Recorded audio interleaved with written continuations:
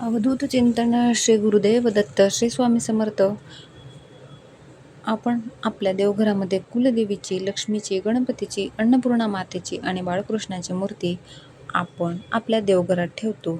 पण या मूर्ती ठेवताना आपण काही चुका करतो. तर आज आपण पाहणार आहोत की देवघरामध्ये बाळकृष्णाची मूर्ती ठेवलेली असेल तर या चुका करू नका. आणि बाळकृष्णाच्या पूजेचे नियमसुद्धा आपण या व्हिडिओमध्ये पाहणार आहोत. त्यामुळे व्हिडिओ शेवटपर्यंत नक्की बघा. जे कोणी चॅनलवर नवीन असतील त्याने चॅनलला सबस्क्राईब करा आणि कमेंटमध्ये श्री स्वामी समर्थ लिहायला अजिबात विसरू नका. तर बघा, भगवान श्रीकृष्णाच्या बाळरूपाला बाळकृष्ण म्हटलं जातं. बरेच लोक आपल्या घरी भगवान श्री बाळकृष्ण स्वरूपात ठेवत असतात आणि त्याची भक्तिभावाने पूजा करतात. बाळगोपाळाची मूर्ती घरात ठेवणं खूपच शुभ मानलं जातं आणि त्यामुळे आपणास फायदेसुद्धा मिळत असतात. तर बाळकृष्ण घरात ठेवल्यास काही नियमांचे पालन आपल्याला करावे लागते. बाळ गोपाळाला घरातील व्यक्तीप्रमाणे मानलं जातं. काही लोक आपल्या देवघरामध्ये बाळगोपाळाची एकापेक्षा जास्त मूर्ती ठेवत असतात किंवा आपल्या देवाऱ्यात त्यांची पूजा करत असतात. बाळकृष्णाची एकापेक्षा जास्त मूर्ती देवाऱ्यात ठेवणे शुभ मानलं जात नाही. घरातील देवाऱ्यात बाळकृष्णाची एकच मूर्ती ठेवायची असते. ती ठेवणे शुभ मानले जाते. एका मूर्तीची आपण पूर्ण भक्तिभावाने, श्रद्धेने सेवा करू शकतो आणि सेवा करू शकतो, पूजा करू शकतो आणि त्यांना त्यांच्या आवडीप्रमाणे प्रसाद देखील देऊ शकतो. शिवाय एका मूर्तीची देवाऱ्यात योग्य देखभाल करणे शक्य असतं. असं केल्याने घरात सुख समृद्धी राहते. ज्योतिषशास्त्रानुसार घराच्या मंदिरात देवाची एकच मूर्ती ठेवणे उत्तम आहे, शुभ मानले जाते. जर तुमच्या देवाऱ्यात 2 बाळकृष्णाच्या मूर्ती असतील आणि तुम्ही ते विसर्जन करू शकत नसाल, तुमचं मन त्याला तयार होत नसेल, तुमचं मन मानतच नाही की आपण एका बाळकृष्णाच्या मूर्तीचं विसर्जन करावं, तर अशावेळी तुम्ही एक उपाय करू शकता. एका बाळकृष्णाच्या मूर्तीची आपण बाळकृष्ण म्हणून पूजा करावी, तर दुसऱ्या मूर्तीची आपण बलराम स्वरूपात पूजा करावी. असं केल्याने आपणास दोष लागत नाही. अजून एका नियमाचं पालन करायचं आहे. बाळकृष्णाची मूर्ती एका सरळ रेषेत ठेवू नका. म्हणजे एक मूर्ती पहिल्या लाईनमध्ये ठेवा आणि दुसरी मूर्ती दुसऱ्या लाईनमध्ये ठेवा. असं केल्याने आपणास दोष लागणार नाही. बाळकृष्णाच्या मूर्तीच्या शेजारी कोणती मूर्ती ठेवायची नसते, याविषयीची माहिती पाहूया. तर बघा, सर्वात महत्त्वाचा नियम म्हणजे बाळकृष्णाच्या मूर्तीच्या शेजारी बाळकृष्णाचीच मूर्ती ठेवू नका. जर ठेवायची असेल तर तुम्ही दुसऱ्या लाईनमध्ये ठेवू शकता. तर देवघरात बाळकृष्ण कोणत्या मूर्तीच्या शेजारी ठेवणं शुभ मानलं जातं?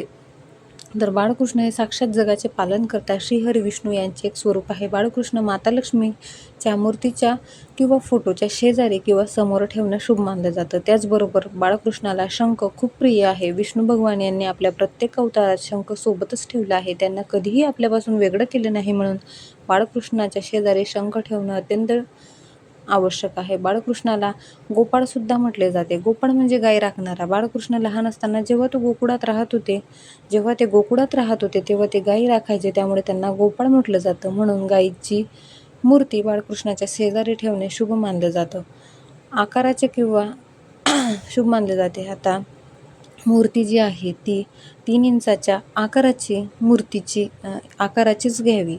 म्हणजे देव्हाऱ्यातली जी आपल्या मूर्त्या आहेत त्या 3 इंचाच्या जर ठेवल्या तर त्या शुभ मानल्या जातात. त्यापेक्षा मोठ्या मूर्तीची घरातील मंदिरात पूजा आणि प्राणप्रतिष्ठा करू नये. बाळकृष्णाला देवघरात ठेवल्यानंतर काही खास नियमांचं पालन करणं गरजेचं असतं.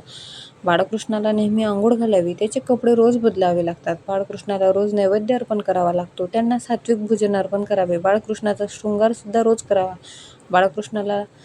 कृष्णाला चंदनाचा टिका करावा. तर देव्हाऱ्यात बाळकृष्णाची मूर्ती समोर ठेवावी, म्हणजे पटकन त्याच तिकडं आपलं लक्ष जाईल. अशा प्रकारे बाळकृष्णाची मूर्ती देव्हाऱ्यात ठेवली पाहिजे. त्याचबरोबर बाळकृष्णाच्या मूर्तीच्या शेजारी खंडित मूर्ती किंवा ज्या मूर्तीचे नाक, डोळे दिसत नाहीत अशा मूर्ती चुकूनही ठेवू नका. असं केल्यामुळे बाळकृष्णाच्या मूर्तीची पूजा केल्याबद्दल कोणताही लाभ आपणास मिळणार नाही. बाळकृष्णाची मूर्ती जर आपण देव्हाऱ्यात स्थापन करत असाल तर त्यांना रोजच गोड नैवेद्य अर्पण केला पाहिजे. त्यावर तरच बाळकृष्ण तो नैवेद्य स्वीकारतात, अन्यथा स्वीकारत नाहीत.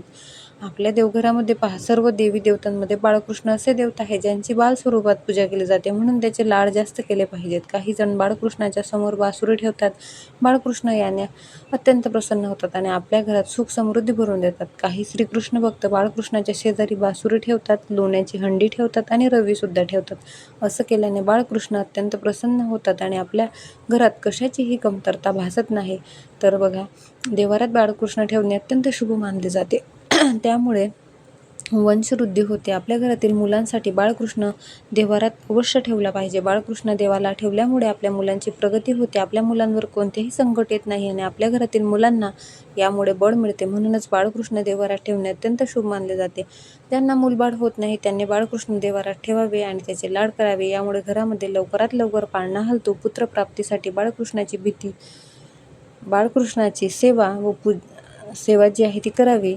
याने बाळकृष्णांना रोज पंचामृताचा अभिषेक करावा. यामुळे आपल्या घरात लवकरात लवकर पुत्रप्राप्ती ही होते. तसेच दर गुरुवारी बाळकृष्णाला पिवळा कलरचे पदार्थ नैवेद्य म्हणून अर्पण करू शकता. यामध्ये तुम्ही केळीसुद्धा बाळकृष्णाला नैवेद्यात अर्पण करू शकता. तर तुम्हाला हा व्हिडिओ कसा वाटला कमेंटमध्ये नक्की सांगा. व्हिडिओ आवडला असेल तर व्हिडिओला लाईक करा आणि जास्तीत जास्त शेअर करा.